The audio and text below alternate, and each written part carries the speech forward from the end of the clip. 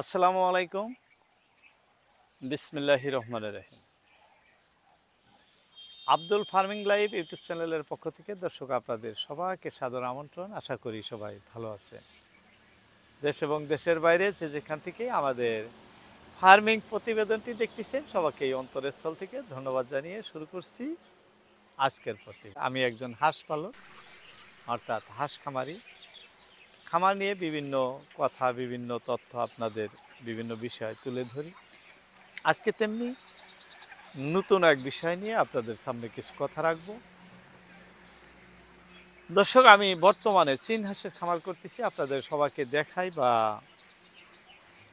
এর লাভ লসের হিসাব আপনাদের মধ্যে বলে থাকি।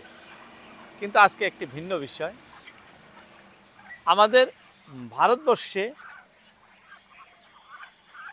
মানে কোন কোন হাঁসের কি প্রজাতির হাঁস সবচেয়ে বেশি লাভজনক, আমরা এক একজন এক এক জায়গায় বসত করি। কারণ আমি যে জায়গায় বসত করি এই জায়গায় কোনো হাওর বা বিল নেই, আবদ্ধ অবস্থায় পালন করা হয়। আমার কারো বাড়ির পাশে চতুর জলাশয় আছে, বিল আছে, সেখানে শামুক ঝিনুক মানে সব কিছু ফ্রি পান।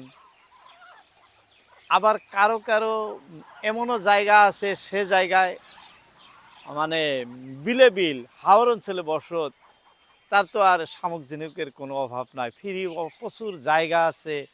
ওরকম যারা হাঁস পোষণ করেন, তেনাদের কি হাঁস মানে পোষণ করলে লাভ হবো, এই বিষয়গুলো নিয়েই আজকের ভিডিও।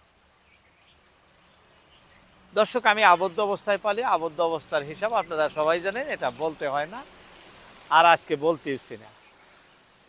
অনেকেই হাঁস পালন করেন, আপনার পার্শ্ববর্তী হাওর আছে বা বিল আছে বা ওরকম ভালো জলাশয় আছে, বাড়িতে বড় ফিশারি আছে, সেখানে শামুকের চাষ করা যায়। যদি এইরকম থাকে,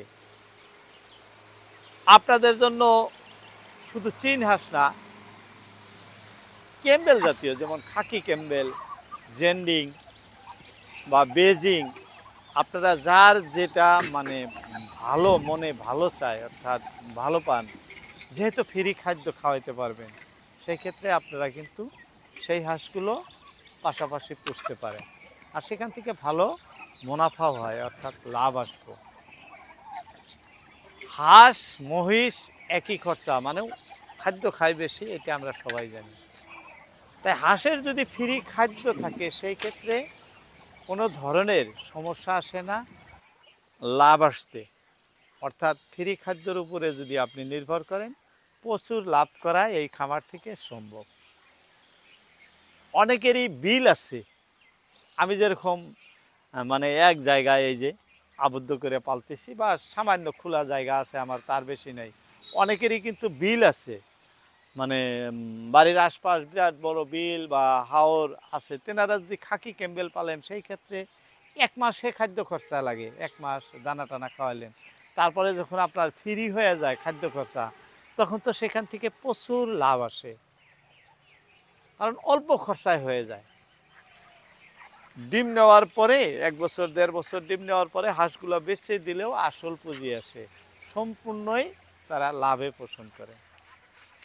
এই ধরনের খামার বাংলাদেশে আমাদের ভাইদের অনেক আছে, অনেক বড় বড় খামার গড়ে তুলছেন তেনারা। আমাদের ভারতবর্ষেও এই ধরনের খামার পশ্চিমবঙ্গ অর্থাৎ ওয়েস্ট বেঙ্গলে অনেক আছে, ইউপিতে আছে, কিন্তু আমাদের আসামে খুব কম দেখা যায়। কারণ আসামের ভাইরা হাঁস পালার জন্য তেমন মানে অগ্রাধিকার দেন না, আর অত গুরুত্ব নাই।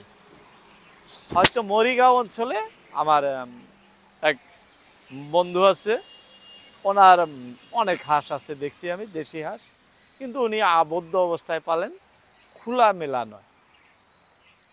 তাই যারা ইচ্ছুক, জায়গা অনুযায়ী আপনার পার্শ্ববর্তী মার্কেট কেমন, মার্কেট যাইনে যেটা আপনার পার্শ্ববর্তী মার্কেট ভালো, সেই হাঁসকে আপনি ফ্রি অবস্থায় পোষণ করে প্রচুর মুনাফা কামাই করার, অর্থাৎ অর্জন করার রাস্তা কিন্তু আছে।